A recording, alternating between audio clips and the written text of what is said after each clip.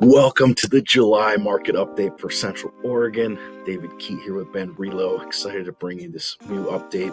We've got some big things happening here in Central Oregon. Median days on market for closed homes just ticked up 30% to 15 days on market. Median home price staying stable. The big headline is 3.5 months of inventory. We haven't seen this in forever. We'll zoom into the charts. But first, we want to see the MLS data. This is the active listings, 632 active listings. This is more than we've seen in quite some time, giving buyers plenty to choose from. Just really nice for buyers. It's tough for sellers having all this competition. And because of that, we're seeing median days on market for active listings tick up as well as for closed listings, 47 days. About half the homes listed for sale have changed their price, meaning they aren't getting it sold. They're having to come down on average 5.5%. There's two competing factors on price and days on market right now, and those are inventory and interest rates. So we're going to dig into that. Here's the inventory. Closed homes, this is 3.5 months of supply.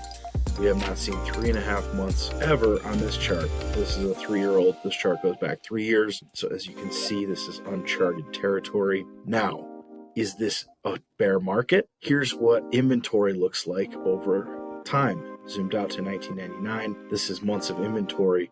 A neutral market is 6 months of inventory, 6 to 7 months.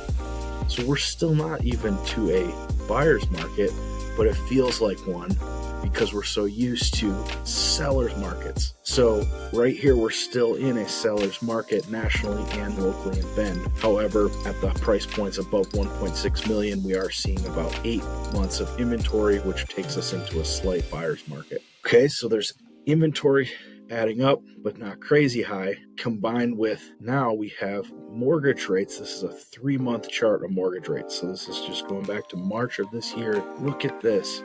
Rates went up into spring and put a huge wet blanket on the April month. May was kind of a wet blanket feeling.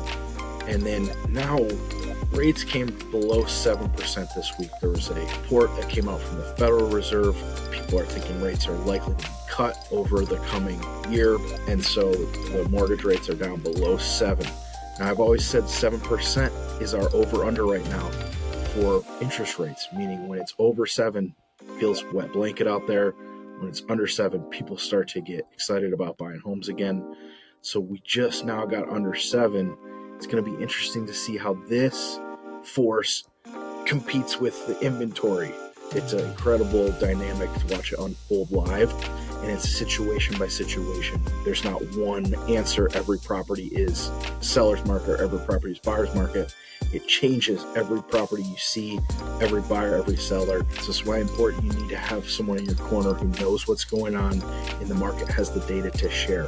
So we're going to continue forward with this. Here's the projections for interest rates from the major players in the industry. As you can see, over time, they're projecting into the future rates to come down into the low mid 6s by early 2025.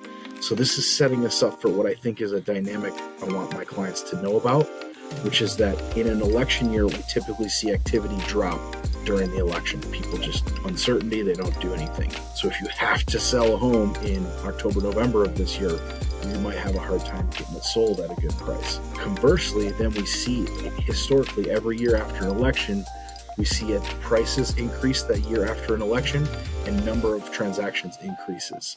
Why? Because uncertainty has been removed. People can get on with their life. They might have been holding off on making their decision.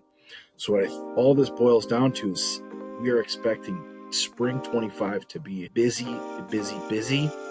It'll be a great time to sell a home during spring 2025. And conversely, if you can buy a home now, you're probably going to get a better deal now than you will of spring 25. So for buyers, this means even though rates are still a little higher, everyone's afraid, so take advantage of the great prices you can get right now in preparation for spring 2025. Here's the median price per square foot. You can see it's not going down. Even though there's all those listings, closed homes are not going down in price. Now, everyone always asks me, Dave, I see price reductions every day. Is it just crashing? No, because guess what? The average seller takes this price and they add 10%. So all those price reductions you see are people who are trying to get more than the home is actually worth. It's not that the value of the home is going down. They just started their price higher. No one showed up.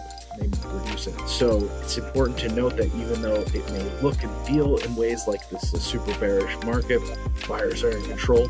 Not always, not quite, because as you can see, prices have been pretty stable over the last year, aside from in the winter when they really dipped. Days on market, here we go, ticked up a little bit, still pretty quick for active homes, or for closed homes. Number of sales. This number is so low, everybody, compared to, look at June of 2021. There were 250 closings in Bend, 145 this June. And so even though the prices are about the same, only a small number of people are able to get those prices closed. So how are they getting them closed?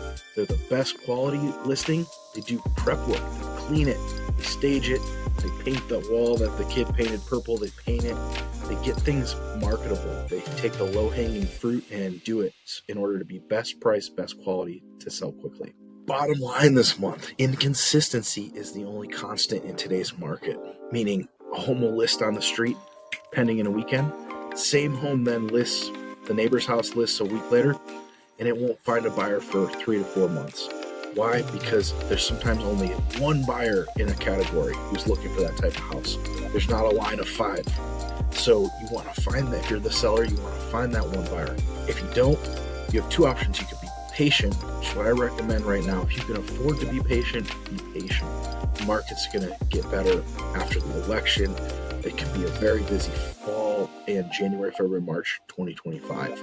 We got interest rates below 7% for the first time in a long time, and they're trending lower, meaning consumer confidence is building. We also have inventory trending higher, which is making sellers discouraged, but that's great for buyers. If you are a buyer, now is the time to buy. We have clients that have tried to buy a house for 2-3 years, getting pending. They're getting stuff under contract right now because there's so many great options out there, and there's not a lot of buyer competition. So buy when people are afraid, because when people start getting confident again on the buy side, once the election's through, rates are down in the 6s, prices are going to be much higher. It's going to be multiple offers more frequently. So if you're a buyer who's been waiting, now is the best time we've seen in a long time to buy. Sellers need to be patient right now if you can afford to be. Sometimes, cutting the price is not necessarily getting it done unless you cut it huge. So it's more about, can I hold on? Can I hold on till things improve, till rates come down, till buyers pick back up? And if you can't afford to hold on, it is important to get your price lower, substantially, large increments. 5% is the average increment. Sometimes you need to do 10% depending on the price point to generate showing traffic. And 2025 is shaping up to be a busy year. So if you or anyone you know is having a situation you want to consult on, myself or anyone from the team would be happy to help.